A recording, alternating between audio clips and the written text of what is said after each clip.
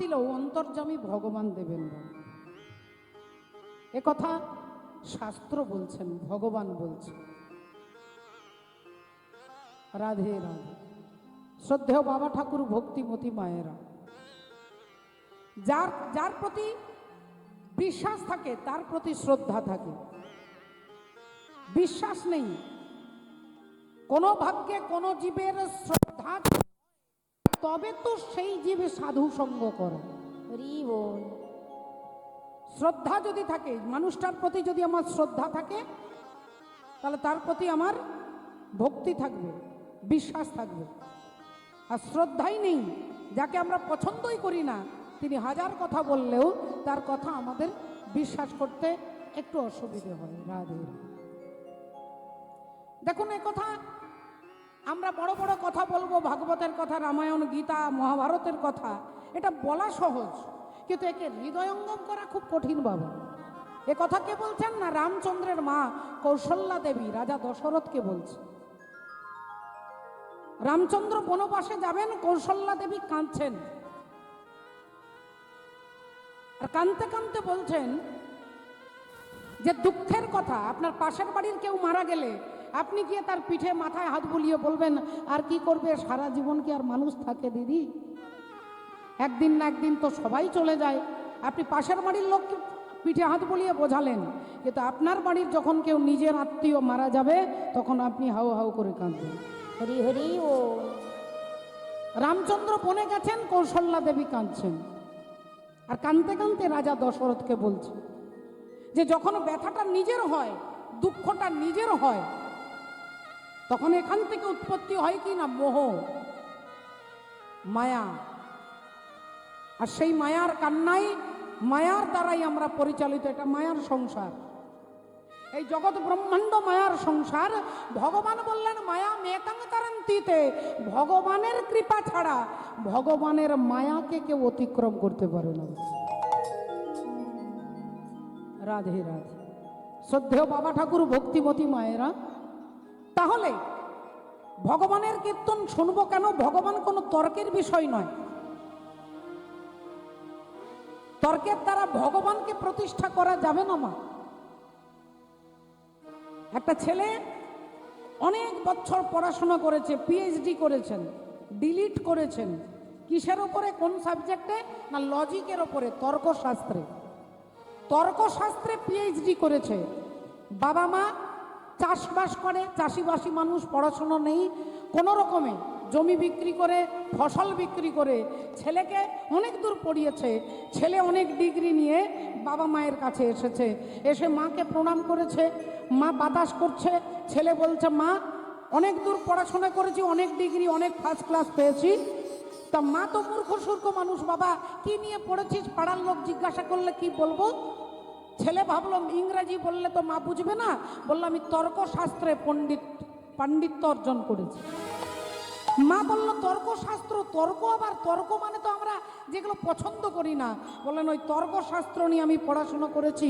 মা বলল কি পড়েছিস আমার জানার দরকার নেই বাবা, তুই এত দূর থেকে এসেছিস রোদে পুড়ে পুড়ে, এই নে এই দুটো বাতাসা আর এক গ্লাস জল এনেছি, এই বাতাসা খার, জলটা খেয়ে একটু পরে স্নান করবি, তোমারে তোকে ভাত খেতে দেবো। ছেলে বলল দাঁড়াও মা, মায়ের হাতটা ধরেছে। মায়ের হাতটা ধরেছে, মা বললো হ্যাঁ রে ছাড়, আরে তোর খাবারের ব্যবস্থা করব। ছেলে বলল দাঁড়াও মা, আমি কি নিয়ে পড়েছি তুমি বুঝতে পারছো না? আচ্ছা তুমি আমাকে কি খেতে দিয়েছো? বলে বাতাসা আর জল। বলে কটা বাতাসা দিয়েছো? বলে দুটো বাতাসা দিয়েছি। ছেলে বললেন দেখো আমি কি পড়েছি, এই দুটো বাতাসাকে আমি তিনটে করে দেব। তর্কের দ্বারা এটাকে তিনটে করে দেব। মা বলল ও মা গো, এই দুটো বাতাসাকে তুই তিনটে করে দিবি? বলে হ্যাঁ। তা কি করে করবি খোকা, দেখা তো বাবা। ছেলে বলল আগে বলো কটা বাতাসা দিয়েছো? বলে দুটো। বলে গুনে দেখাও। বলে 1 আর 2। আর ছেলে বলল দেখো তুমি বলছে এটা 1 এটা 2, আর আমি বলছি 2 আর 1 এর 3। এটা 1 এটা 2, তাহলে 2 আর 1 এ 3। মা মাথায় হাত, সত্যি তো ছেলে আমার এরকম পড়াশোনা করেছে, দুটো বাতাসাকে তর্কের দ্বারা তিনটে করে দিল। 1 আর 2, বলে 2 আর 1 এ 3। মা উনি ছুটে গেছে, ওগো খোকার বাপ শুনবে এসো, দেখো ছেলে কি পড়েছে। বাবা বারান্দায় বসে বাতাস করছিল তাল পাখা দিয়ে। অমনি এসে বললেন, কিরে কি হয়েছে? ছেলে দুম করে ছেলেকে বাবাকে প্রণাম করেছে। বলল, কি পড়েছে দেখো। আমি দুটো বাতাসা দিয়েছি, ছেলে দেখো তর্কের দ্বারা তিনটে করে দিয়েছে। আমি বলছি 1 আর 2, ছেলে বলছে 2 আর 1 এ 3। তাহলে ছেলেরটা তো মিথ্যে নয়। বাবা বললেন, আচ্ছা তুই সত্যি তাহলে অবাক করা পড়াশুনো করেছিস। 2-4 জন পাড়ার লোক এসে ছেলেকে দেখতে। বাবা বললেন, বাবার ছেলেকে বলছে তুই তো খুব ভালো পড়েছিস, তা তুই এই দুটো বাতাসাকে 3টে প্রমাণ করে দিলি। সঙ্গে সঙ্গে এই বাতাসার বাটিটা হাতে নিয়ে একটা বাতাসা স্ত্রীর মুখে দিয়েছে, একটা বাতাসা নিজের মুখে দিয়েছে। বললেন, 1 নাম্বার তোর মাকে দিলাম, 2 নাম্বার আমি খেলাম, 3 নাম্বারটা তুই খাবা। এই 3 নাম্বার তুই খা। রাধে। তো তর্কের দ্বারা আপনি ভগবানকে প্রমাণ করতে পারবেন না। কেন না, তর্ক আপনি কি দিয়ে করবেন? ইন্দ্রিয় দিয়ে। আর তিনি হলেন ইন্দ্রিয়াতীত। তিনি ইন্দ্রিয়াতীত। আপনার অনুভবের দ্বারা ভগবান আপনাকে ধরা দেবে। আপনি তর্ক করলে ভগবানকে প্রতিষ্ঠা করতে পারবেন না। স্বামী বিবেকানন্দ বললেন, ভগবানকে জোর করে দেখা যায় না, ভগবানকে জোর করে দেখতে হয়। বাবা, জোর করে নয়, জোর করে, এরকম করে দেখা যায়। তর্ক করলে, চ্যালেঞ্জ করলে দেখা যাবে না। তাই চৈতন্য মহাপ্রভু ভক্তিকে প্রতিষ্ঠা করতে আসে। কলি ঘোরতি মিরে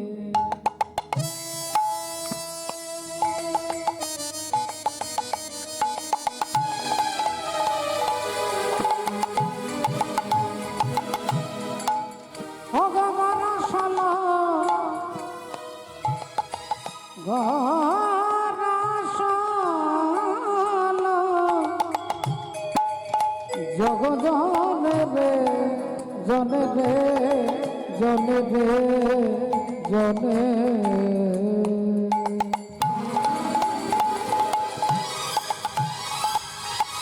আরে কলি ধরতি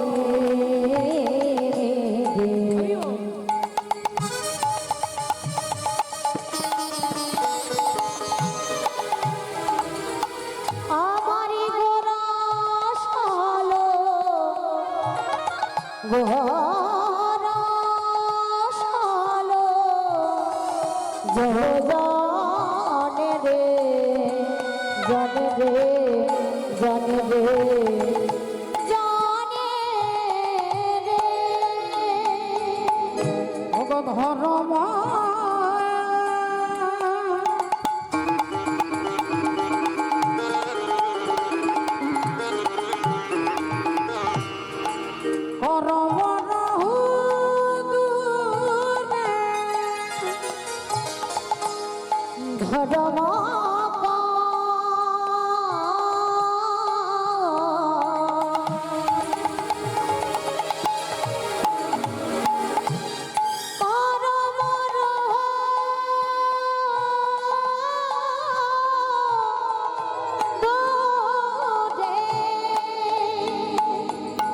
বলি ধর্ম করম কিছুই রইল না রে।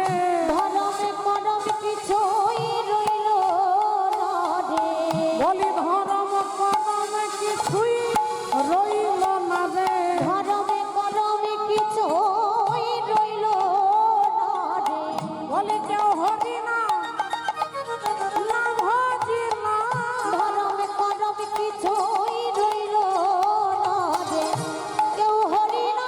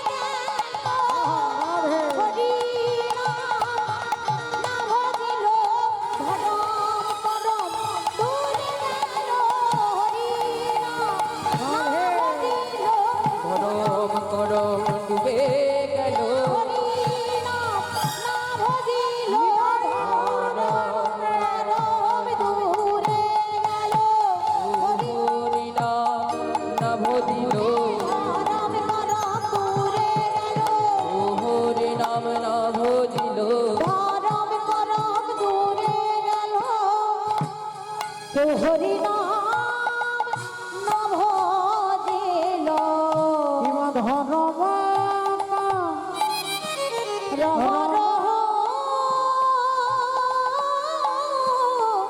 তোরে ধর্ম করব রহ তোরে।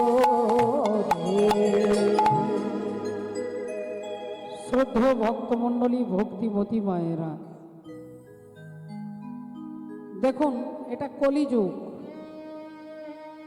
আর এই কলিযুগে আমরা সবাই ভাড়া নিয়ে আছি। কলিযুগে আমরা সবাই ভাড়াটিয়া। তা শাস্ত্র বলছে ভগবানের নাম জপ করো, ভোরবেলায় ওঠো, সত্য কথা বলো, ধর্মপথে চলো। আমার মতো পাপী জীবের কথা বলছি, আমি তার বিপরীত করি। কলি বলছে না না, ভোরবেলায় ওঠা যাবে না, সকাল 10টা 11টার সময় ঘুম থেকে উঠবে। কলি বলছে সত্যি কথা বলা যাবে না, ধর্মপথে চলা যাবে না, হরিনাম শোনা যাবে না। কিন্তু আপনাদের মতো কলির জীব বলি আছি, যার ঘরে ভাড়া দেয়, ভাড়াটিয়া, দেখবেন বাড়ির মালিক বলবে এখানে জল ফেলা যাবে না, এখানে পেরেক পোঁতা যাবে না, এখানে অনেক রাত্রে ঘর ঢোকা যাবে না, দরজা বন্ধ থাকবে, 10টার মধ্যে ঘর ঢুকে যেতে হবে, 10টার পরে হয়ে গেলে ঘরে আর দরজা খোলা যাবে না, এখানে এটা করা যাবে না, ওখানে ওটা করা যাবে না। যার বাড়িতে ভাড়া থাকবেন দেখবেন তিনি অনেক নিয়ম বলে আমাদেরকে মেনে নিতে হয়। তাহলে কলি বলছে ভোরে ওঠা যাবে না, অনেক মানুষ অনেক শাস্ত্র নিয়ে হাঁটা চলা করেন, তারা ভোরবেলায় উঠছেন। কলি বলছে সত্য কথা বলা যাবে না, অনেকে আছেন যারা সত্যের পথে চলতে ভালোবাসেন। কলি বলছে ভগবানের নাম শোনা যাবে না, অনেকে আছেন কীর্তন ছাড়া অন্য কোনো কিছু শুনতে ভালো লাগে। আমার সামনে যে শ্রদ্ধেয় বাবা বসে আছেন, হরি বল, আমি ওনাকে রবীন্দ্রনাথ ঠাকুর বাবা বলি, অনেকটা রবীন্দ্রনাথ ঠাকুরের মতো দেখতে। ওনাকে দেখলে বিশ্বকবির কথা মনে পড়ে যায়। এটা আমি আমার ওপিনিয়ন, আমার মতামত বলছি, আমি জোর করে কারোর ঘাড়ে চাপিয়ে দিতে চাইছি। এখানে যে কোনো জায়গায় কীর্তন শুনতে ওনাকে আমি দেখতে পাই।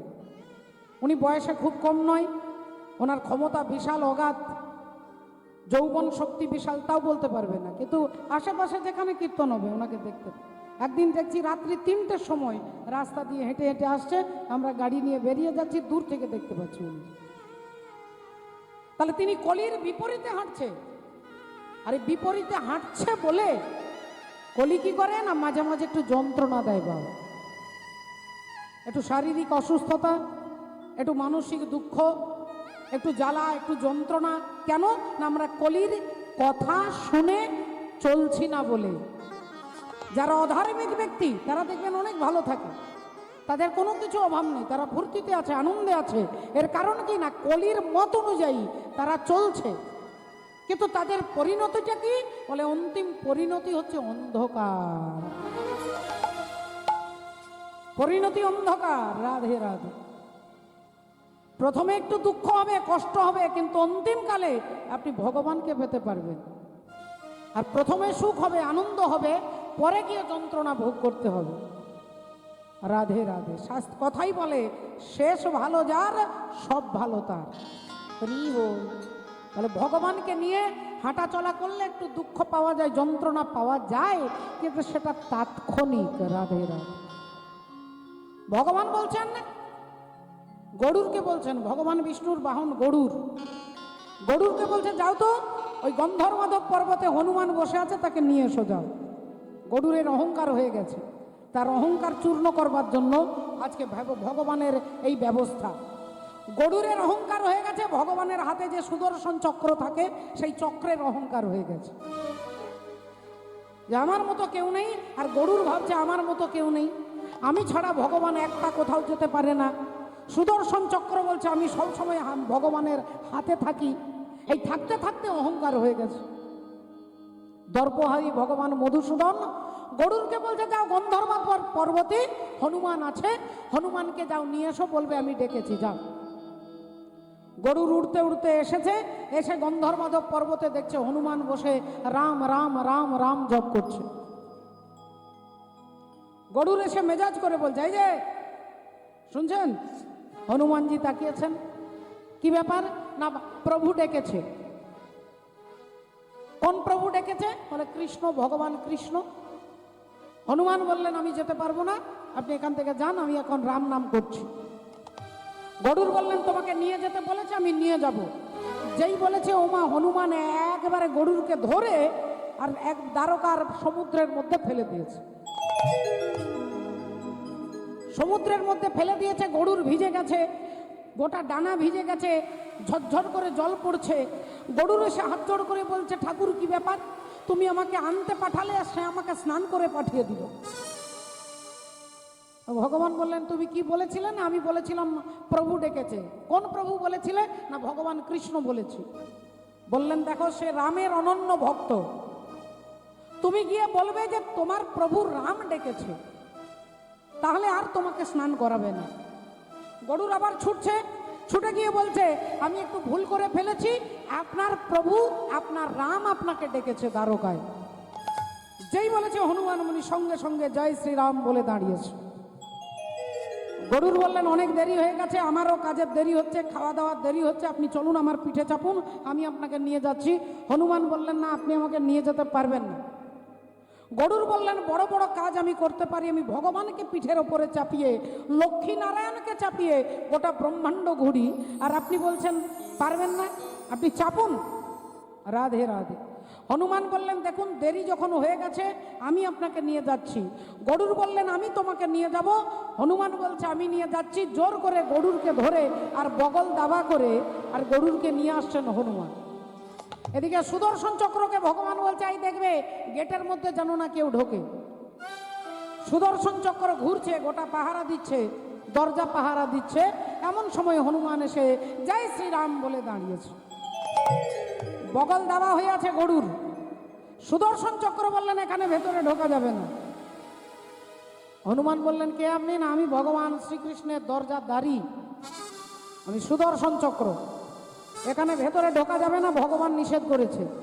হনুমান বললেন ভালো কথা বলছি, একবার বলবো, এর বেশি বলবো না, সময় নষ্ট আপনারও করবো না আমিও করবো না।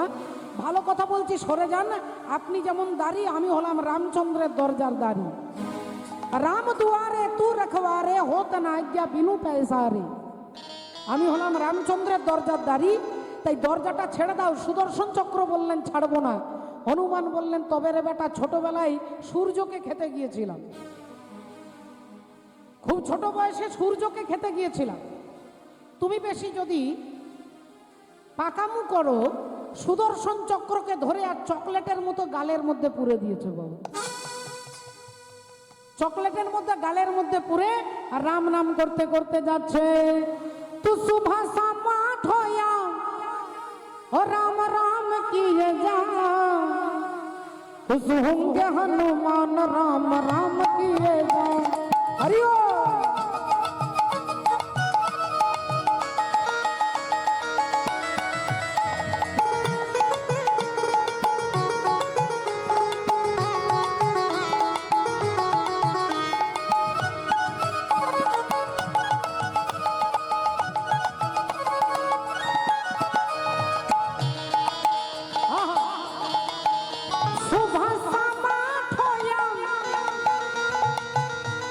সকাল দুপুর বিকেল সন্ধ্যে রাত্রি অষ্টপ্রহর সুভাষা মাঠ হইয়া রাম রাম কিয়ে যা, হোঙ্গে হনুমান রাম রাম কিয়ে যা।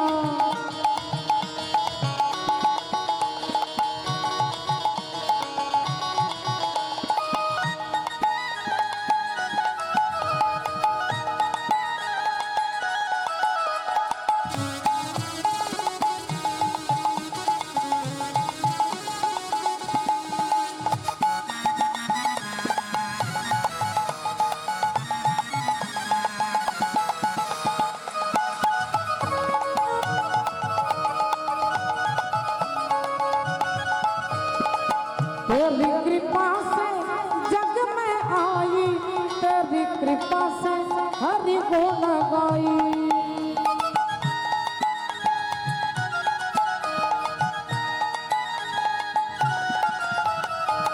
तेरी कृपा से जग में आई, तेरी कृपा से हरि गुण गाई।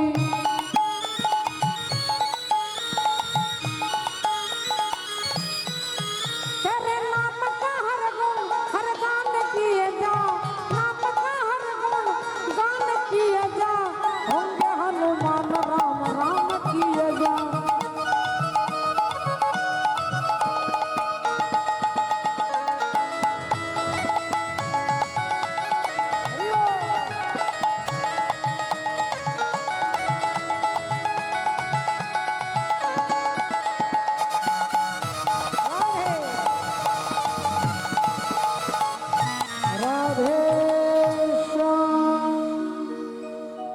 এইবার সুদর্শন চক্রকে গালের মধ্যে পুরে নিয়েছে, গরুরকে বগল দাবা করেছে, হনুমান আসছে ছুটে। ভগবান শ্রীকৃষ্ণ রুক্মিণীকে বলছে, রুক্মিণী এক কাজ করো, তুমি শীতে সাজো, তুমি শীতে হয়ে যাও সীতা, আর আমি রামচন্দ্র, কারণ আমার পাগলা ভক্ত আসছে। এই মুহূর্তে যদি আমাকে রামকে দেখতে না পায়, তাণ্ডব করে দেবে একবারে। হরি বল। তাই ভগবান শ্রীকৃষ্ণচন্দ্র হলেন রাম, আর রুক্মিণী দেবী হয়ে গেলেন সীতা। হনুমান এসে দাঁড়িয়ে রামচন্দ্রকে প্রণাম করেছে। আর রামচন্দ্ররূপী ভগবান বলছেন, কি ব্যাপার তোমার বগলে ওটা কি?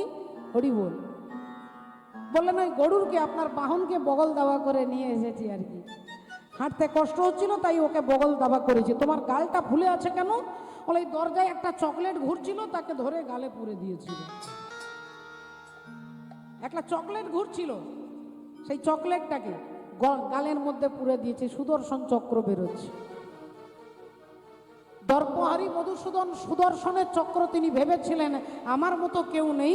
ভগবান দেখিয়ে দিলেন যে তোমার মতো সুদর্শন চক্রকেও হনুমান গালে পুরে দিতে পারে। কিন্তু সেই হনুমানের চরিত্র কীরকম না, দেখুন তার এতগুলো সার্টিফিকেট আছে।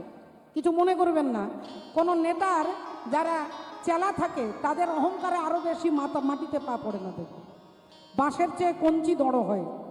কিন্তু হনুমানের কতগুলো সার্টিফিকেট আছে, তাহলে তিনি পঞ্চ তন্মাত্রের একটা তন্মাত্র বায়ুপুত্র হনুমান, পবন দেবের পুত্র, পবন দেবের পুত্র।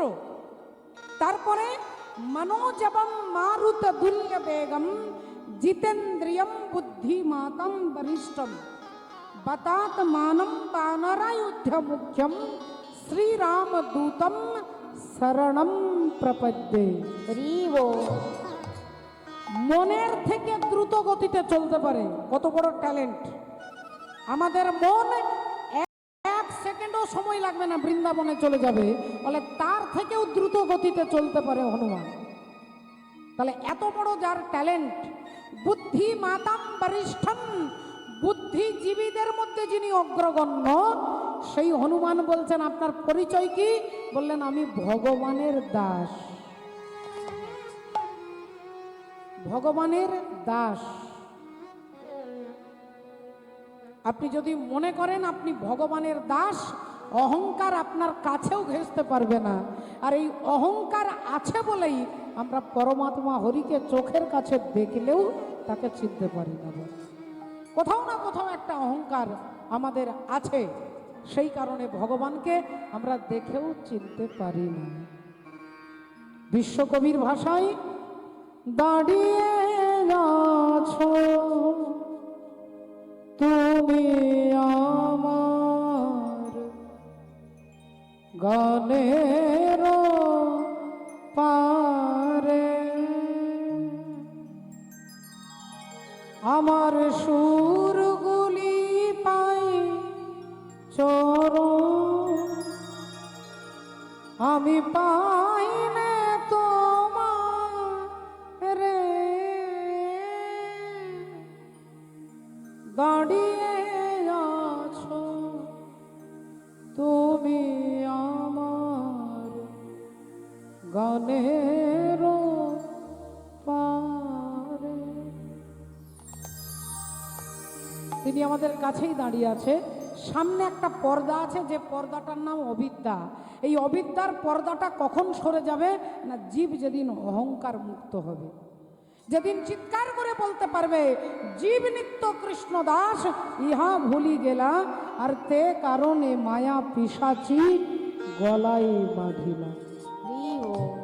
তাই চৈতন্য ভগবান এলেন এই অহংকারকে দূর করতে। কি বললে দূর হবে? কোন ট্যাবলেট খেলে? বললেন ট্যাবলেটের দরকার নেই। হরের নাম হরের নাম হরের নামৈব কেবলম কলো নাস্তেব নাস্তেব নাস্তেব গতিরন্যথা। এই হরিনাম করো, দেখবে কখন তোমার ভেতর থেকে অহংকার চলে গেছে তুমি নিজেও বুঝতে পারবে না। হাসি মাখা বাদনে ছল ছল নয়নে,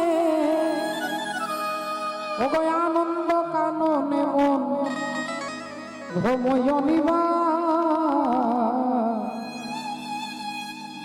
একবার হরি বল হরি বল মনে রে আমার, হরি হরি হরি বল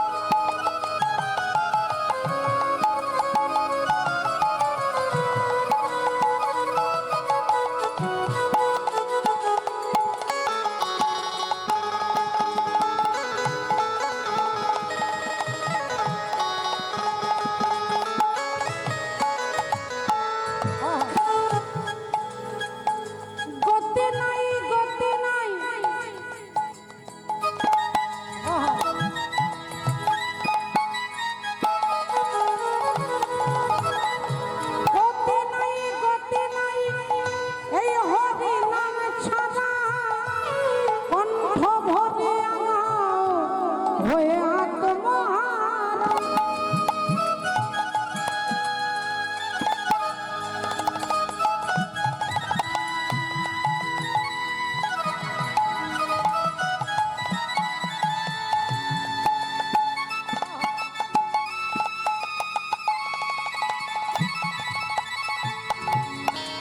গতি নাই গতি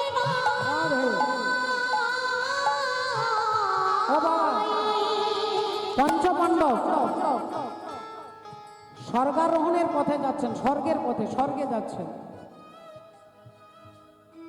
যারা দিব্য জ্ঞানী, যারা সাধক, যারা যোগী, তারা হেঁটে হেঁটে যাচ্ছেন কোথায় না স্বর্গে যাচ্ছেন। মনে রাখবেন মা, পঞ্চপাণ্ডব সঙ্গে দ্রৌপদী যাচ্ছেন, কিন্তু যেতে যেতে সবার আগে কে পড়ে গেলেন রাস্তায়? না, পড়ে গেলেন দ্রৌপদী। পড়ে গেল মানে আর ওই দেহটা নিয়ে তিনি স্বর্গে যেতে পারবেন না, এই রক্ত মাংসের শরীর নিয়ে তিনি যেতে পারবেন না, তাই পড়ে গেছে। যেই পড়ে গেছে, ভীম জিজ্ঞাসা করলো, দাদা দ্রৌপদী পড়ে গেল কেন? দ্রৌপদী পড়ে যাওয়ার কারণটা কি?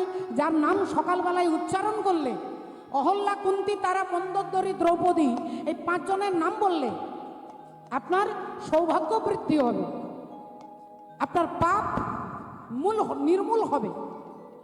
মন্দোদরীর নাম বললে আপনার পাপ দূরে যাবে, আর মন্দোদরীর স্বামী রাবণ বলে তার নাম সকালবেলায় বললে আপনার অমঙ্গল হবে।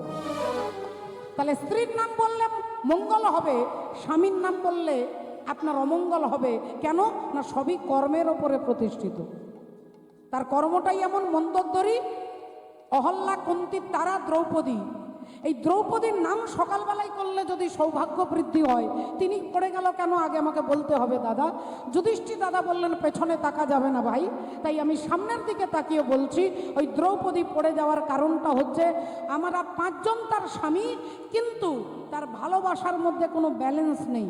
তিনি সব থেকে বেশি ভালোবাসত অর্জুনকে।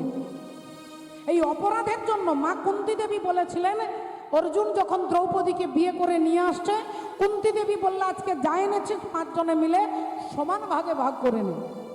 তাহলে দ্রৌপদীর কর্তব্য সবাইকে সমান ভালোবাসা, কিন্তু ওই নিরপেক্ষ নেই বলে এই অপরাধের জন্য দ্রৌপদী পড়ে গেছে। ভীম এগিয়ে যাচ্ছে, যুধিষ্ঠির দাদা এগিয়ে যাচ্ছে, অর্জুন, নকুল যাচ্ছে। কিছুক্ষণ পরে নকুল পড়ে গেছে। বলল, দাদা নকুল পড়ে গেল কেন, আমাদের আদরের ভাই? যুধিষ্ঠির দাদা বললেন, ভাই ও পড়ে গেছে কারণ ওর বড় রূপের অহংকার ছিল, ভেতরে ভেতরে একটু রূপের অহংকার। একটুক্ষণ পরে সহদেব পড়ে গেছে। বললেন, সহদেব পড়ে গেল কেন দাদা? আর সহদেব হচ্ছে বিরাট বড় একটা জ্যোতিষ। তিনি জানতো যে কুরুক্ষেত্রের যুদ্ধে কে হারবে কে জিতবে, কিন্তু জানা সত্ত্বেও বলেনি। এই অপরাধের জন্য সে পড়ে গেছে।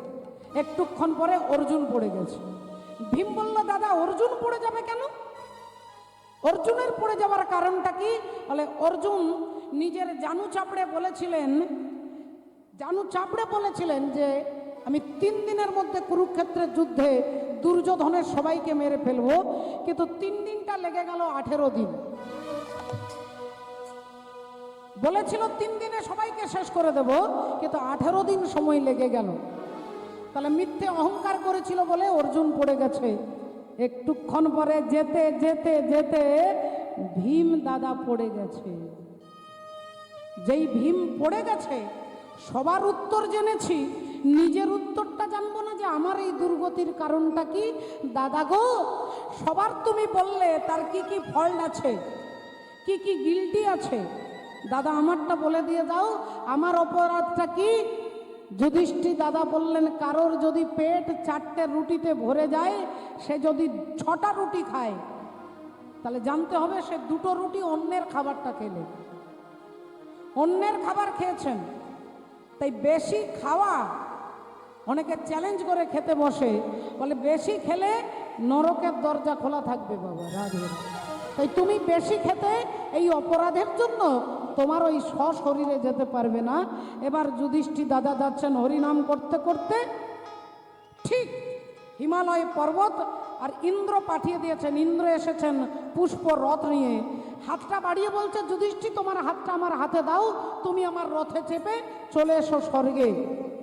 যুধিষ্ঠির দাদা বললেন, দাঁড়ান, একটা সমস্যা আছে, আমি তো রাস্তাটা চিনতাম না, আমাকে একটা কুকুর রাস্তা দেখিয়ে নিয়ে এসেছে, এই কুকুরটাকেও আমার সঙ্গে নিতে হবে। ইন্দ্র বললেন, আপনার কি মাথা খারাপ হয়ে গেছে? কুকুর যাবে স্বর্গে? আজ পর্যন্ত ইতিহাসে ঘটনা ঘটেনি, কুকুরকে যাওয়া যাবে না। ঠিক আছে, আপনি যখন আপনাকে রাস্তা দেখিয়ে নিয়ে এসেছে, আপনি আশীর্বাদ করে দিন, মাথায় হাত বুলিয়ে দেন, দুটো খাবার দিয়ে দেন, কিন্তু কুকুর স্বর্গে যাবে না।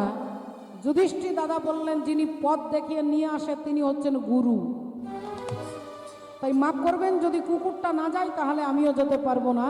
ইন্দ্র বললেন, আপনি বোকামো করছেন একটা কুকুরের জন্য, আপনি স্বর্গের রাস্তা, স্বর্গে যাবার অপশনটাকে ছেড়ে দিচ্ছেন। যুধিষ্ঠির দাদা বললেন, আমার স্বর্গে যাওয়ার দরকার নেই, লাগবে না, আপনি চলে যান, আমি চললাম এখান থেকে। যেই বলেছে অমনি কুকুর মূর্তি সঙ্গে সঙ্গে ধর্মরাজ যমরাজা হয়ে দাঁড়ায়। বললেন, এতক্ষণ সবার মুখে শুনেছি তুমি নাকি ধর্মপুত্র যুধিষ্ঠির, তুমি আমারই ছেলে। সবাই বলে, আজ নিজের কানে নিজের চোখে দেখলাম যে কেনই জগৎ তোমাকে ধর্মপুত্র যুধিষ্ঠির বলে। যুদ্ধে যাহার মন স্থির তিনি হলেন যুধিষ্ঠির, আর এই সংসার যুদ্ধে এই মন স্থির কখনো হবে? ওরে গতি নাই, গতি নাই, এই হরি নাম ছাড়া কণ্ঠ ভরিয়া গাও হয়ে আত্মহারা।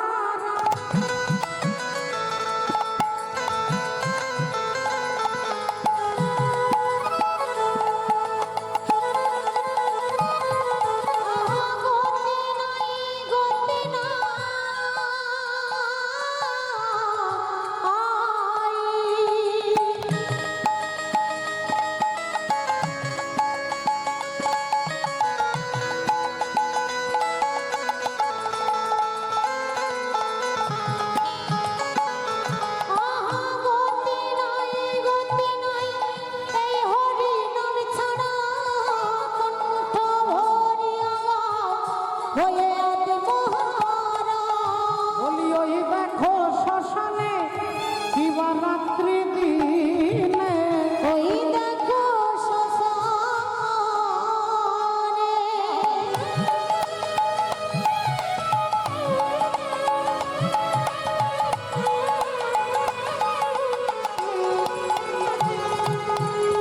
ওই দেখো শ্মশানে দিবারাত্রি দিনে পুরিতেছে মানুষের কত অহংকার।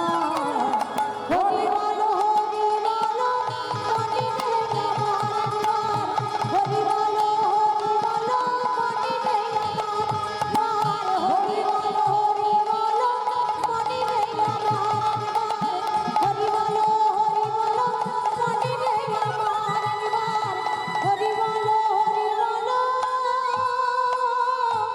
ও মনি রে আমার।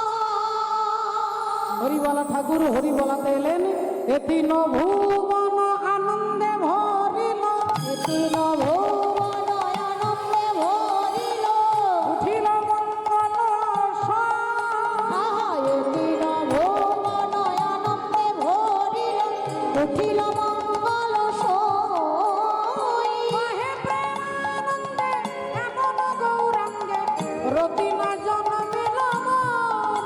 আহা কহে প্রেমানন্দ এমন গৌরাঙ্গে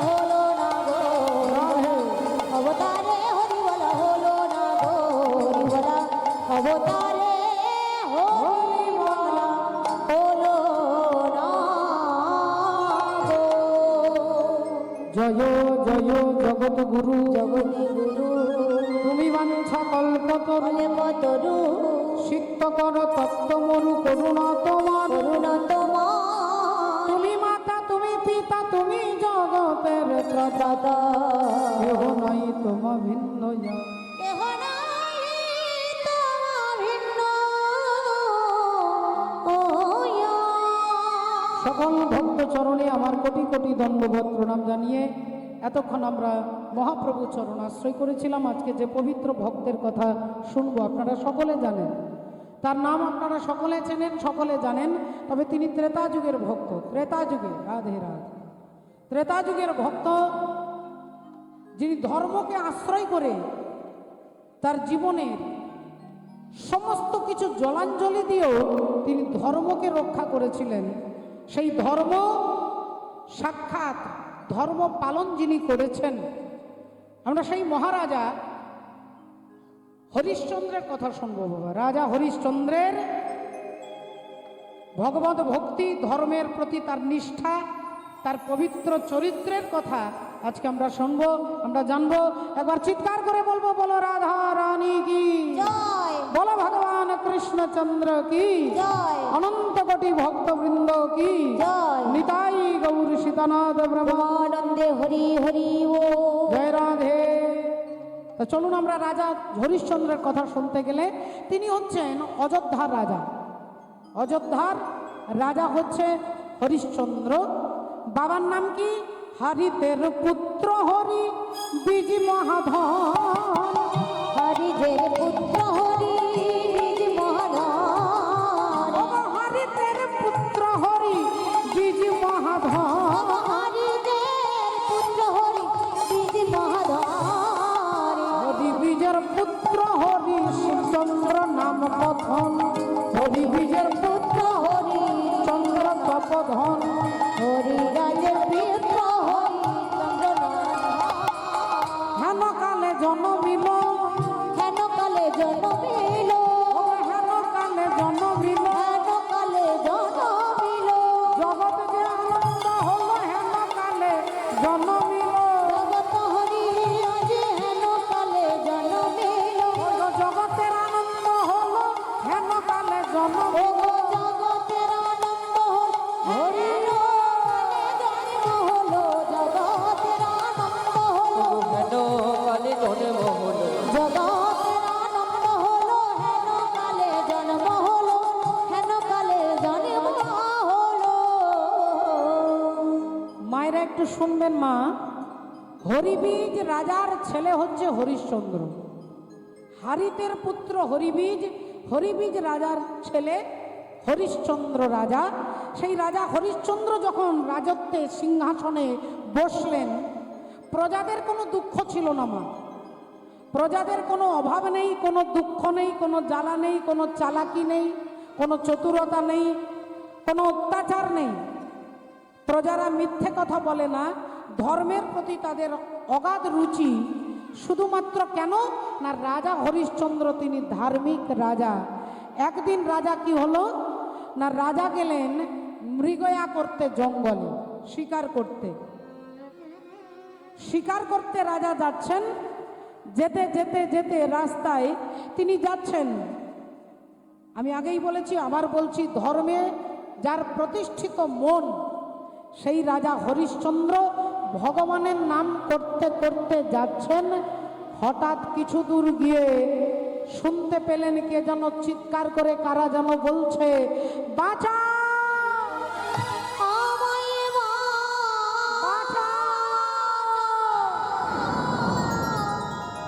বাঁচাও, কে আছো? কে আছো আমায় বাঁচা চমকে উঠলেন রাজা হরিশ্চন্দ্র। আমায় বাঁচা কে কে কে আছো অমন করে ডাকছে? আমায় বাঁচা রাজা হরিশ্চন্দ্র চমকে উঠলেন, এমন করে কে ডাকছে? কোনো পশু পাখি কীট পতঙ্গের গলা তো নয়, এ তো কোনো রমণীর কণ্ঠ, মেয়েদের কণ্ঠ। এই জঙ্গলের মধ্যে তারা চিৎকার করছে, কোনো পশু কি আক্রমণ করলো? তাহলে পশুটাকে বধ করতে হবে। কোনো চোর ডাকাতের পাল্লায় পড়েছে, তাহলে তাদের শাস্তি দিতে হবে। আমার রাজ্যে নারীদের ওপরে অত্যাচার, এটা তো চলবে না। নারী মানে কি না, ন অরি, যিনি কারোর শত্রু নয়, কারোর শত্রু নয়, তিনি হচ্ছেন নারী। আর সেই নারীর উপরে অত্যাচার আমার রাজ্যে, এটা তো আমি মেনে নিতে পারবো না। রাজা হরিশ্চন্দ্র শক্ত করে তলোয়ারটা বার করলেন, হাতে ধরলেন, আর ধরেই ছুটে যাচ্ছে। কে? কার এত বড় স্পর্ধা? আমার রাজ্যে ধর্মের বিরুদ্ধাচরণ করো, এত বড় সাহস কার? রাজা ছুটতে ছুটতে এলেন, আর এসেই তিনি থমকে দাঁড়িয়ে গেলেন। দেখলেন কতগুলো অপূর্ব সুন্দরী রমণী, তাদের দড়ি দিয়ে নয় মা, শেকল দিয়ে নয়, গাছের শেকড় দিয়ে বাঁধা আছে। মা, গাছের শেকড় দিয়ে বাঁধা আছে। গাছের মধ্যে 8 জন নারী, অপূর্ব সুন্দর দেখতে। সেই 8 জন নারী গাছের লতা পাতা দিয়ে বাঁধা আছে। তারা চিৎকার করছে, রাজা মশাই আমাদের বাঁচান, আমাদের বাঁচান রাজা মশাই। রাজা হরিশ্চন্দ্র দেখলেন অবাক কথা, লতা পাতায় বাঁধা আছে এই 8 জন নারী, ব্যাপারটা কি আমাকে দেখতে হবে।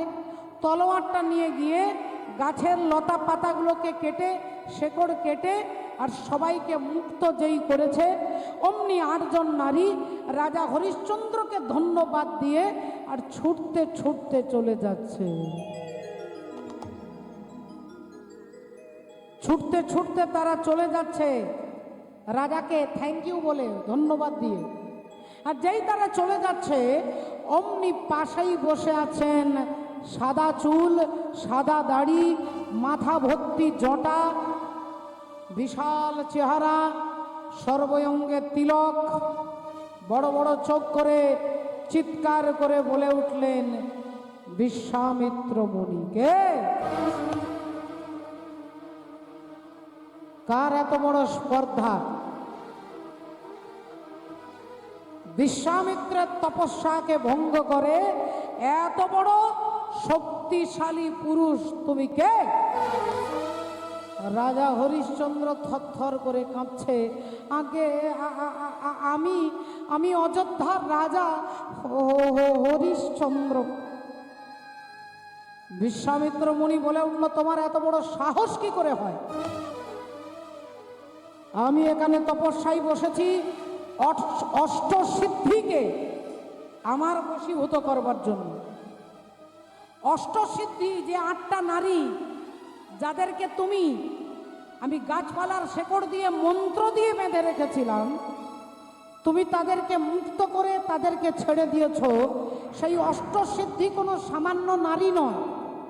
অনিমা, লঘিমা, প্রাকাম্য, পাকিমা, প্রসিত, ভর্তিকা, হরিবল, এই যে 8টা সিদ্ধি, এই 8 জন সিদ্ধিকে আমি আমার কন্ট্রোলে, আমি তাদেরকে দাসী বানাবো বলে আমি যা বলবো ওরা তাই করবে। তার জন্য আমি সাধনায় বসেছি, আর তুমি আমার সাধনাকে গন্ডগোল করে দিলে। রাজা হরিশ্চন্দ্র হাত জোড় করে বললেন, দেখুন আমি কিছু অপরাধ করিনি, আমি একজন রাজা। আমার রাজ্যে যদি কেউ চিৎকার করে, আর্তনাদ করে, কাঁদে, আপনারা মায়েরা বলুন, আপনারাই ভেবে বলুন, রাজা হরিশ্চন্দ্র কি বিশাল অপরাধ করে ফেলেছে? গাছে বাঁধা ছিল, তিনি ভাবছে 8টা মেয়ে, কেউ হয়তো চোর ডাকাত হয়তো বেঁধে দিয়ে গেছে, তিনি তরোয়ার দিয়ে তাদেরকে মুক্ত করে দিয়েছে, তাই বলছে আমি তো কোনো অপরাধ করিনি। বিশ্বামিত্র মুনি বললেন, চুপ করো, বড় বড় কথা বলবে না, বড় বড় কথা বলবে না। রাজা বলছেন, দেখুন এটা আমার ধর্ম, কেউ যদি সাহায্য চায় তাকে সাহায্য করা আমার ধর্ম, কেউ যদি দান চায় তাকে দান করা আমার ধর্ম, কেউ যদি বাঁচতে চায় তাকে বাঁচানো আমার ধর্ম। কেউ যদি ধর্ম করতে চায় তাকে ধর্ম পালনে সাহায্য করা আমার ধর্ম, এটাই তো আমার কর্তব্য। বিশ্বামিত্র মুনি বললেন, তুমি বড় বড় কথা বলছো না, তাহলে দান করা তোমার ধর্ম? আগে হ্যাঁ, হ্যাঁ প্রভু, দান করা আমার ধর্ম। তাহলে দান তুমি কাকে করবে? বলে যোগ্য পাত্রকে দান করব, যোগ্য পাত্রকে দান করব। ব্রাহ্মণ, বৈষ্ণব, সাধু, ভক্ত, দুঃখী, আর্ত ব্যক্তিকে সাহায্য করা আমার ধর্ম। বিশ্বামিত্র মুনি বললেন, তাহলে আমি ব্রাহ্মণ, আমাকে দান করা তোমার ধর্ম কি না? রাজা বিশ্বামিত্রর কথা শুনে রাজা বলে উঠলেন, অবশ্যই ধর্ম। অমনি সঙ্গে সঙ্গে বিশ্বামিত্র মুনি হাতটা পেতেছে আর হাতটা বাড়িয়ে বলে উঠলেন, বলি দাও দাও আমায় দান দাও গো, দাও দাও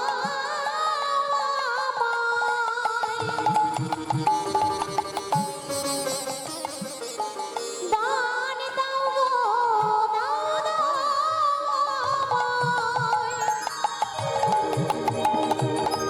দান দাও গো।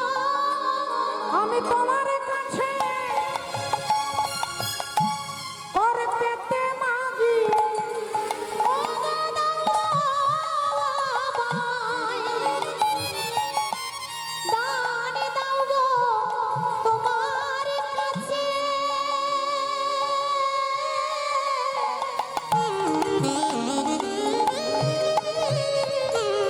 কর পেতে মাগি, আহা দাও দাও আমায়, দান দাও গো।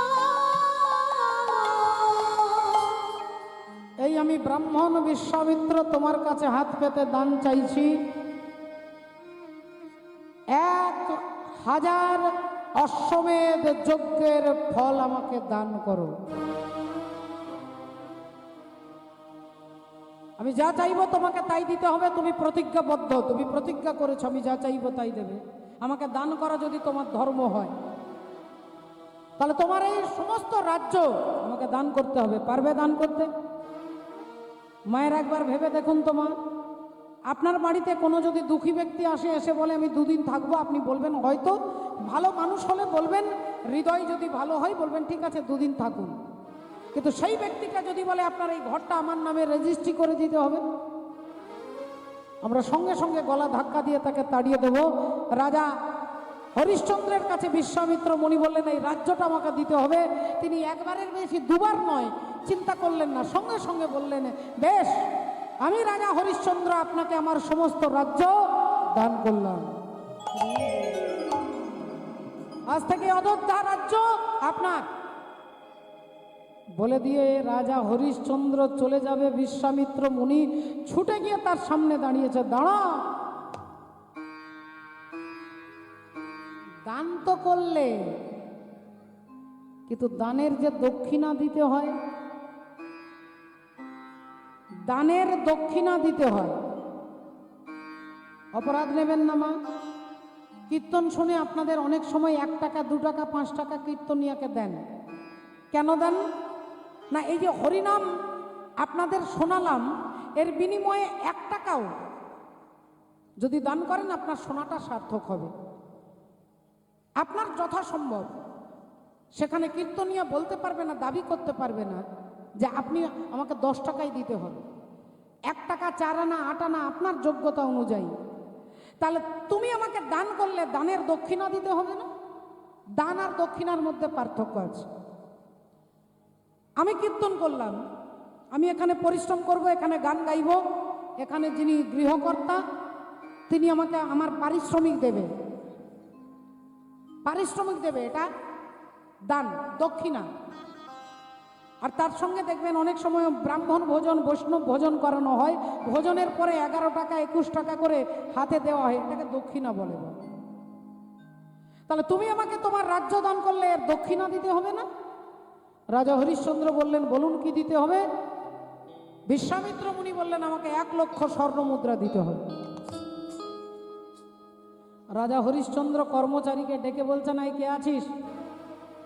সিন্ধুক খুলে গুনে গুনে 1 লক্ষ স্বর্ণ মুদ্রা এনে এনার হাতে দিয়ে দাও।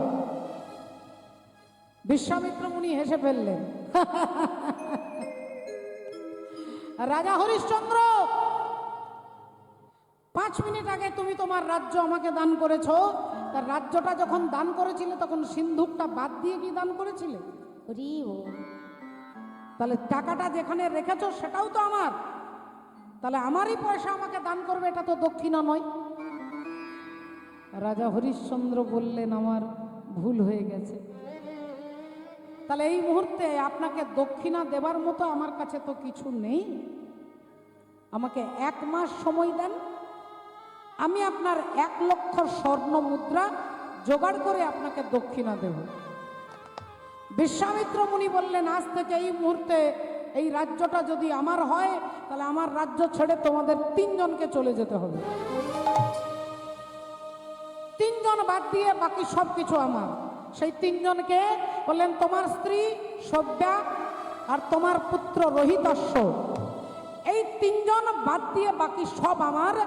1 মাস সময় দিলাম, এর মধ্যে 1 লক্ষ স্বর্ণ মুদ্রা যদি দান না করো, তুমি মহাপাপী হবে, নরকে যাবে। হরি বল।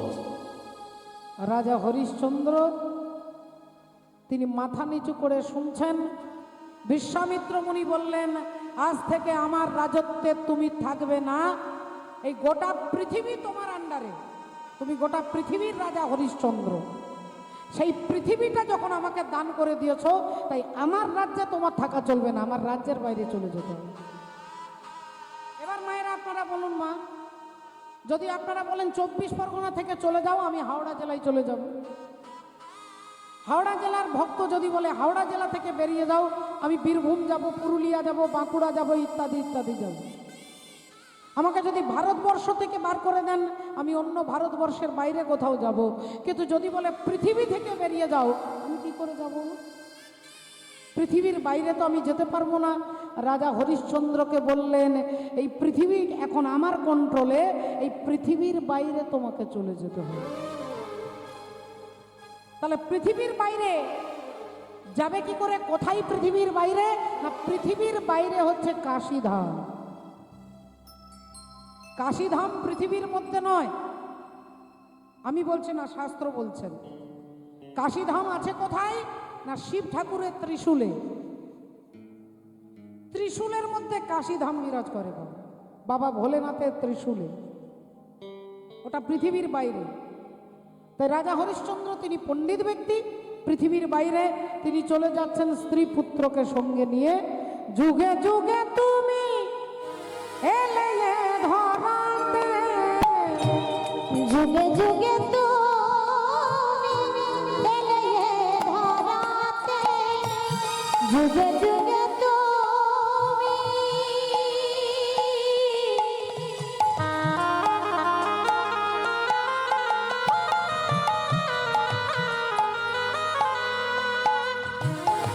যুগে যুগে তুমি এলে এ ধরাতে, রাখিতে ভক্তে বিমান,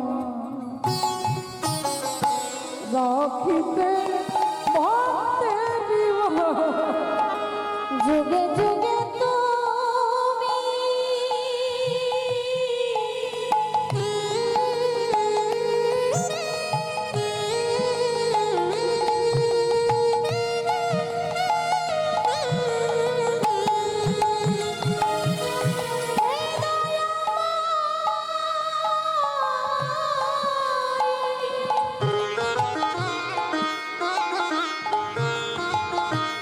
হে কৃপাময়,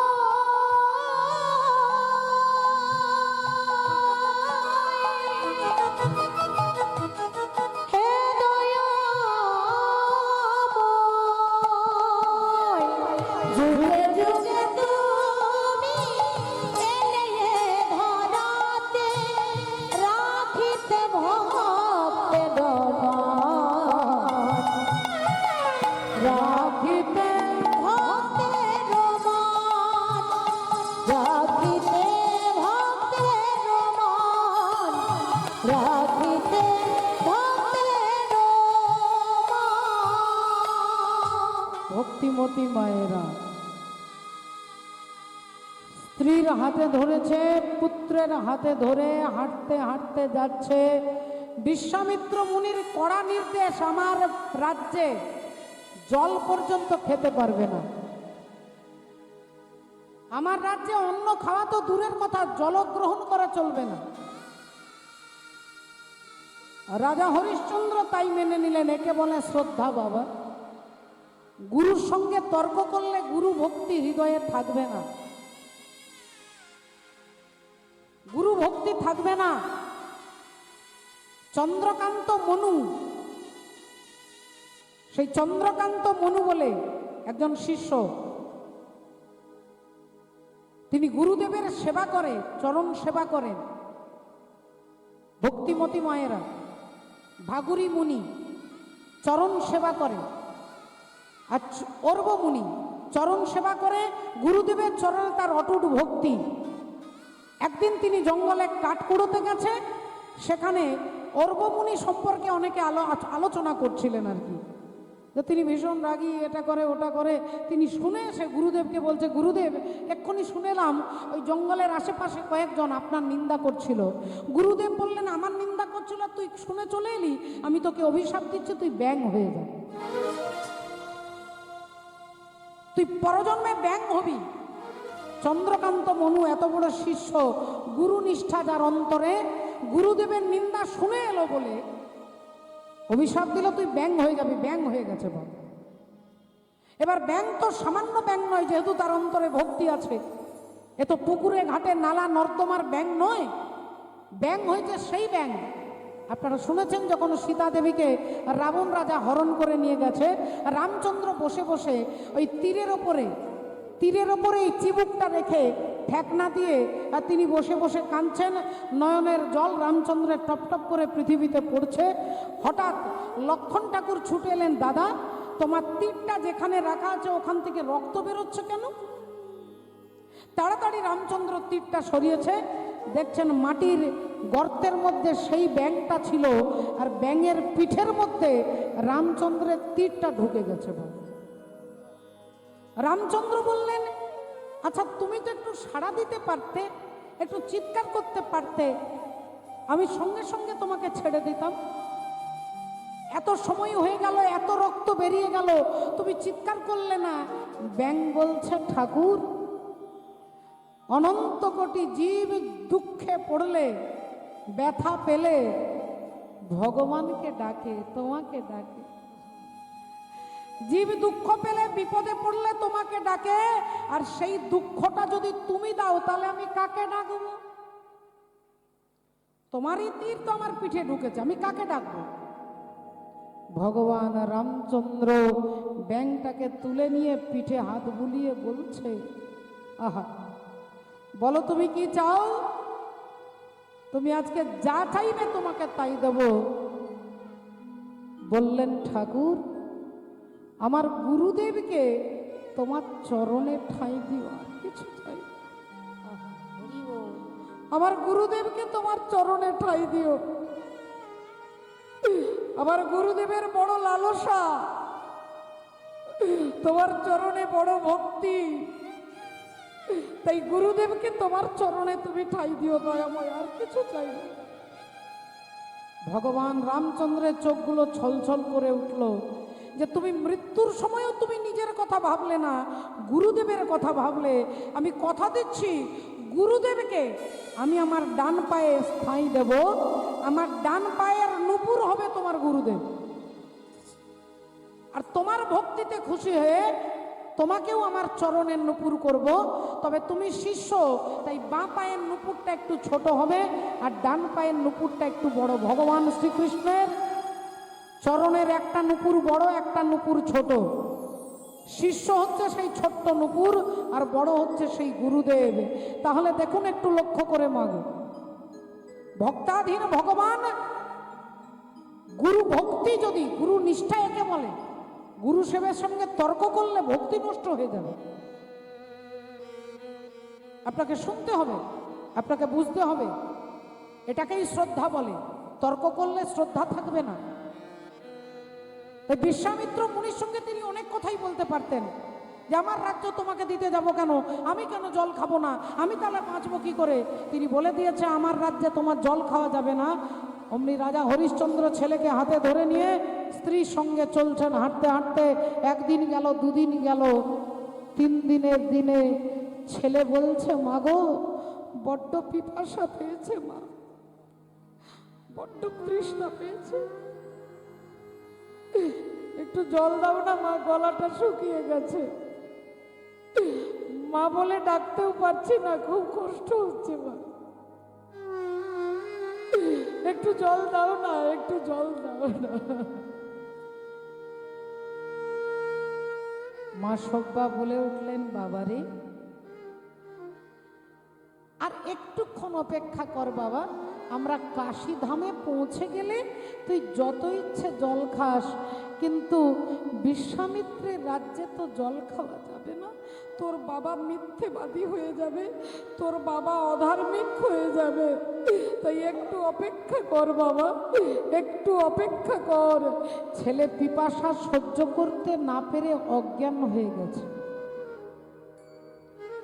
অচৈতন্য ছেলেকে কোলে নিয়ে রাজা হরিশ্চন্দ্র হাঁটতে হাঁটতে যাচ্ছে।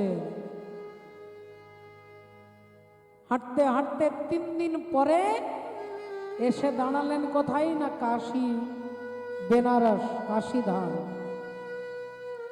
কাশীধামে এলেন, সেখানে কয়েকটা দিন ভিক্ষা করে, মাধুকুরি করে, মন্দিরে মন্দিরে গিয়ে অযোধ্যার রাজা, পৃথিবীর রাজা, শশাকরা পৃথিবীর রাজা, কত বড় সত্যবাদী, কত বড় ধার্মিক চেতনা তার অন্তরে, তিনি ভিক্ষা করে খেলেন। ঠিক 15 দিন পেরিয়ে গেছে, অমনি বিশ্বামিত্র মুনি এসে দাঁড়িয়েছেন, আলাখ নিরঞ্জন। রাজা হরিশ্চন্দ্র, তোমার 2 পক্ষের মধ্যে 1 পক্ষ পেরিয়ে গেছে, 15 দিন পেরিয়ে গেছে, বাকি আছে 15 দিন, তোমাকে দিতে হবে আমার দক্ষিণা, দিয়ে দাও, আমি চলে যাব। রাজা হরিশ্চন্দ্র বললেন দেখুন 1 টাকাও জোগাড় করতে পারিনি, আমাকে আর কয়েকটা দিন সময় দিন, আমি নিশ্চয়ই আপনার দক্ষিণা আমি জোগাড় করতে পারবো, একটু সময় দিন।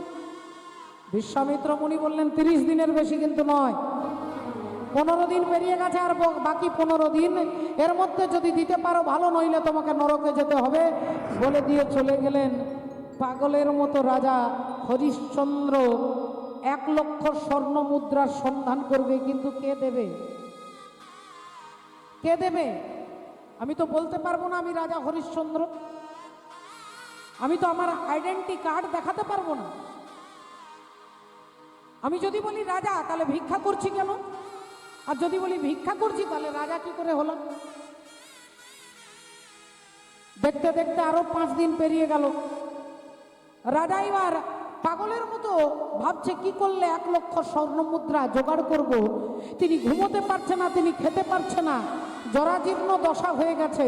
স্ত্রীকে নিয়ে রাস্তায় শুয়ে আছে মা, এত বড় রানী সভ্যা ধুলোর উপরে শুয়ে আছে। এটা হচ্ছে পতিব্রতা ধর্ম।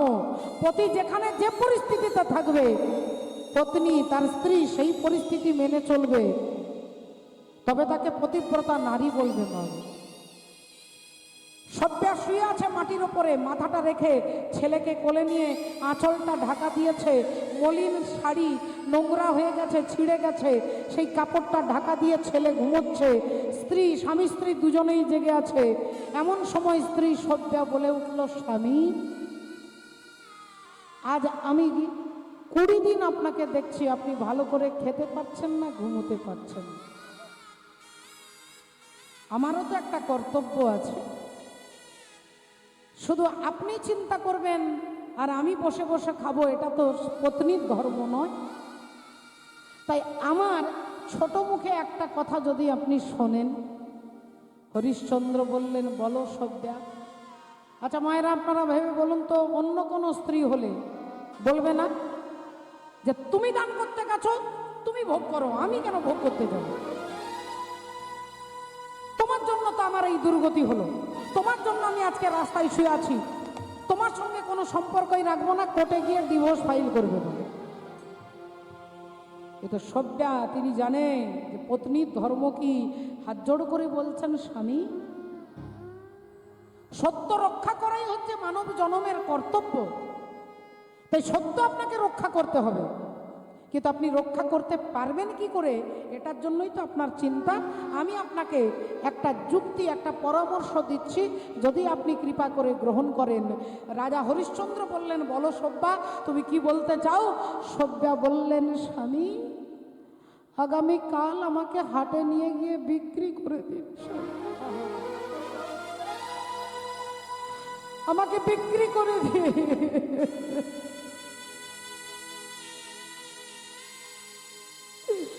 এই হাটে অনেক দাসী বিক্রি হয়, তাই আমাকেও আপনি বিক্রি করে দিন রাজা। আর যে টাকাটা পাবেন সেই টাকাটা বিশ্বামিত্র মুনিকে দেবে। রাজা হরিশ্চন্দ্র বললেন, সভ্যা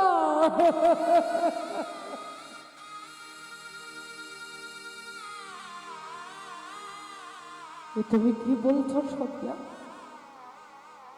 আমি তোমাকে বিক্রি করে দেব? বললেন, স্বামী পুরুষ জাতি স্ত্রী গ্রহণ করে কেন না? একটা পুত্র সন্তান জন্মের জন্য। সেই পুত্র পিতার পিণ্ডদান করবে, পিতার হয়ে কর্ম করবে, ধর্ম করবে, পিতার সদ্গতি হবে, এটার জন্য পুত্র, এটার জন্যই বিবাহ করা। তাহলে আমাদের তো পুত্র আছে, তাহলে আমাকে তো আর দরকার নেই, আপনি আমাকে বিক্রি করে দিন মহারাজ। আমি আপনার এই দুঃখ আর দেখতে পাচ্ছি না, আমাকে বিক্রি করে দিন। রাজা হরিশ্চন্দ্র কাঁদতে কাঁদতে পাগলের মতো ধুলাই গড়াগড়ি দিচ্ছে। সত্যা আমি তোমাকে বিক্রি করে দেব। হ্যাঁ স্বামী, আমাকে বিক্রি করে দিয়ে আপনি আপনার ধর্ম রক্ষা করুন। রাজা হরিশ্চন্দ্র সকাল হতে না হতে স্ত্রীর হাতে ধরে স্ত্রীকে নিয়ে যাচ্ছে হাটে বিক্রি করবার জন্য। আজ স্ত্রী লয়ে গেল রাজা, হাটের ভিতরে, হাটের ভিতরে আজি স্ত্রী লয়ে গেল রাজা,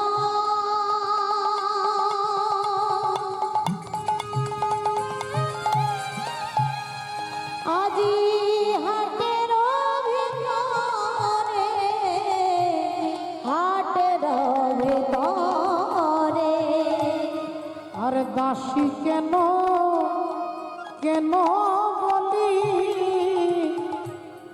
কাঁদে উচ্চ ঈশ্বরে, কাঁদে উচ্চ ঈশ্বরে। আর দাসী কেন কেন বলি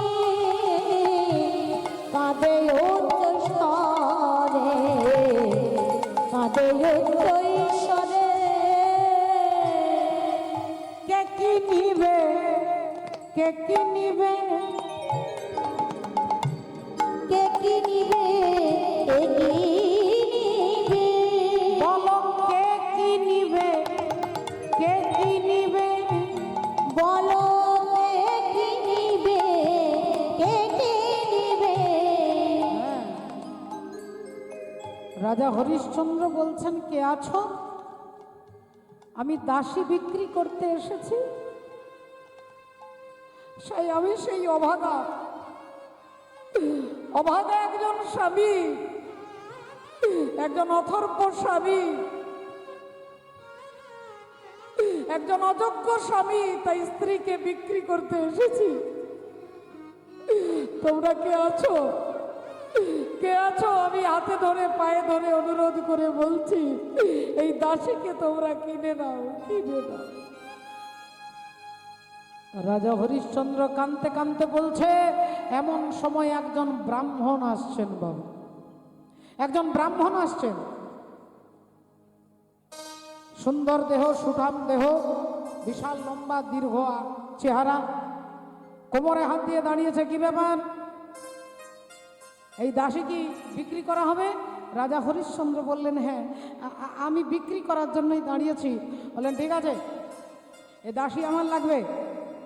আমার স্ত্রী রান্না করতে পারে না, আমার স্ত্রী নিজে চুল বাঁধতে পারে না, আমার স্ত্রী ঝাড়ু দিতে পারে না, আমার স্ত্রী নিজে কাপড় পরতে পারে না। আমার খুব আদরের স্ত্রী, আমার খুব আদরের স্ত্রী, খুব পরমা সুন্দরী স্ত্রী। আমি আমার স্ত্রীকে দিয়ে কাজ করাবো না, আমার স্ত্রী বসে বসে থাকবে, আর এই যে দাসী কিনবো। তুমি রান্না করতে জানো? রানী সব্যা বললেন, হ্যাঁ জানি। তুমি আমার স্ত্রীকে কাপড় পরিয়ে দেবে, স্নান করিয়ে দেবে, পা টিপে দেবে, রান্না করে দেবে, খাইয়ে দেবে, ঘর ঝাড়ু দেবে, কাপড় কাচবে, এতগুলো কাজ করতে পারবে? আগে হ্যাঁ পারবো, পারবো। বেশ, কত টাকা লাগবে? রাজা হরিশ্চন্দ্র বললেন, 50,000 স্বর্ণ মুদ্রা। 50,000 স্বর্ণ মুদ্রা লাগবে। ব্রাহ্মণ সঙ্গে সঙ্গে 50,000 স্বর্ণ মুদ্রা দিয়ে আর রানী সব্যাকে টানতে টানতে নিয়ে যাচ্ছে। এবার চুলের মুঠিটা ধরে টানতে টানতে নিয়ে যাচ্ছে। অমনি রানী সব্যার ছেঁড়া আঁচলটা টেনে ধরেছেন তার পুত্র রোহিদাস্য। মা গো, আমাকে কোথায় ফেলে দিয়ে যাচ্ছ মা? আমি যে তোমাকে ছাড়া থাকতে পারি না, তোমার কোলে মাথা না রাখলে আমার ঘুম আসে না, তোমার হাতে ছাড়া আমি খেতে পারি না, আমাকে তুমি নিয়ে চলো মা, নিয়ে চলো। ব্রাহ্মণ বলে উঠলেন, এই ছেলে, তোকে নিয়ে গেলে তোর জন্য আলাদা খাবার দিতে হবে, তোর জন্য আলাদা খাবার দিতে হবে, তার একটা খরচা। তোকে জায়গা দিতে হবে, সেইখানে তুই থাকবি, তোর জন্য একটা এক্সট্রা জায়গা দিতে হবে। তোকে আবার কাপড় কিনে দিতে হবে, তোকে সব কিছু কিনে দিতে হবে। আমি আমি মিছি মিছি তোর জন্য খরচা করতে যাব কেন? ছাড়, তোর মায়ের আঁচলটা ছাড়। রানী সব্যা ব্রাহ্মণের পায়ে ধরে বলছে, বাবু, বাবু গো, আমার ছেলের জন্য আপনাকে আলাদা করে খাবার দিতে হবে না বাবু। আমাকে যে খাবারটা দেবেন আমরা মা ছেলে মিলে ভাগ করে খাবো, আমরা মা ছেলে ভাগ করে খাবো বাবু। আর যে কাপড়টা আমাকে দেবেন সেই শাড়ির আঁচলটা কেটে সেই এক টুকরো কাপড় আমি আমার ছেলেকে দেবো, আপনাকে দিতে হবে না।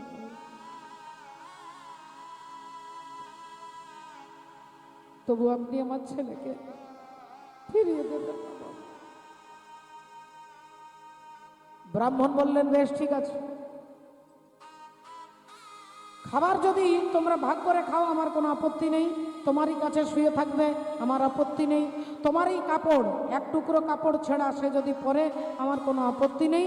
তাই ছেলেকে হাতে ধরে মা সব্যা হাঁটতে হাঁটতে চলে যাচ্ছেন বাবু। রাজা হরিশ্চন্দ্র কিছু বলতে পারছেন না, শুধু চোখ দিয়ে জল পড়ছে। আহা, পাষাণের বুকে নদী বয়,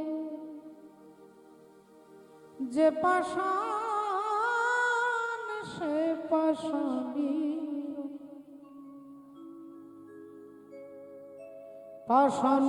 পাষাণের বুকে নদী বয়,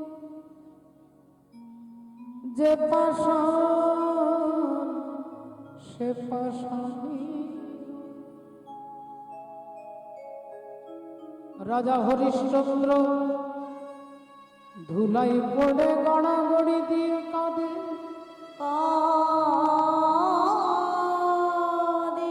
ও গো রানী সব্যা, আমারই কারণে তুমি রাজ রানী হয়ে তুমি বাসন মাজবে, কাপড় কাচবে, ঝাড়ু দেবে। যার পা ছোঁয়ার ভাগ্য সবার ছিল না সেই রানী আজকে অপরের পা টিপবে।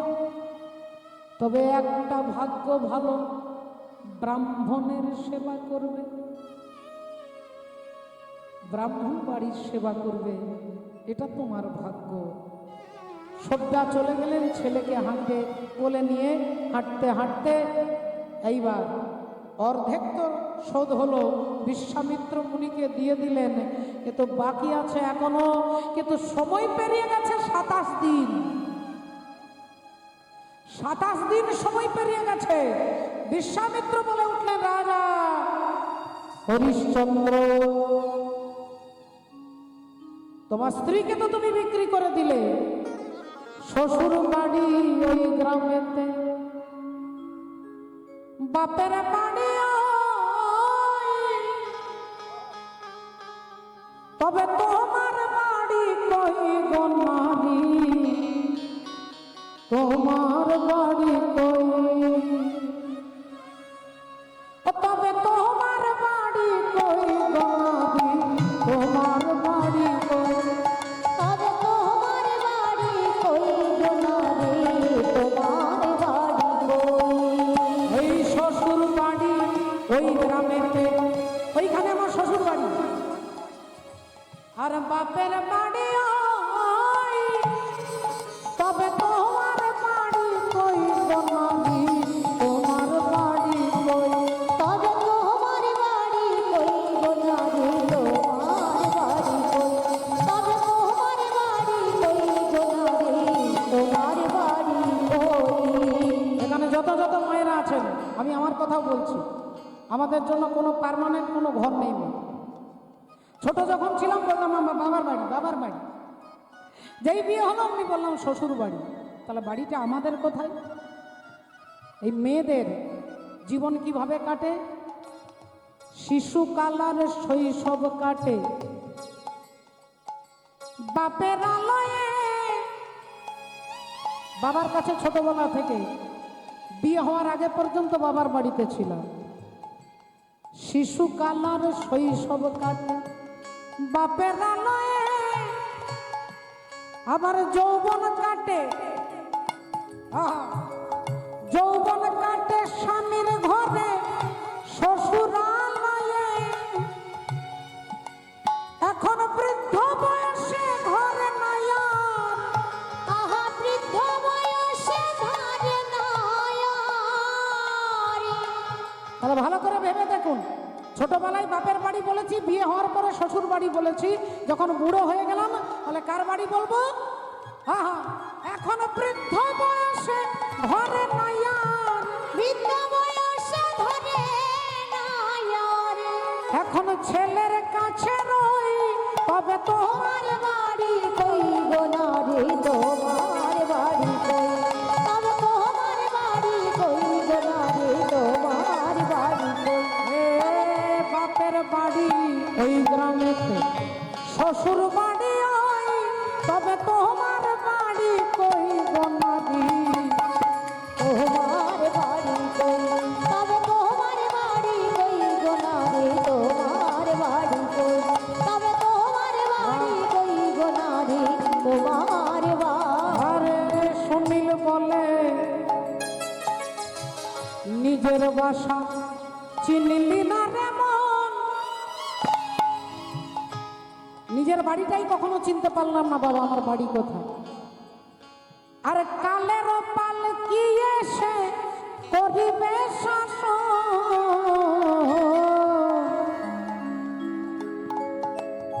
তখন বুঝতে পারবে তুমি আমি, বুঝতে পারবে তুমি আমি, তখন বুঝতে পারবে তুমি আমি। বুঝতে পারবে তুমি আমি। কি বুঝতে পারবো? তাহলে আমরা জগতে এখানে যারা আছি, এটা আমাদের বাড়ি কারণ নয় বাবা। পরের জায়গা, পরের জমি, ঘর বানাইয়া আমি রই, আমি তো সেই ঘরের মালিক নই। তখন বুঝতে পারবে তুমি আমি, তখন বুঝতে পারবে তুমি আমি। এখানের কে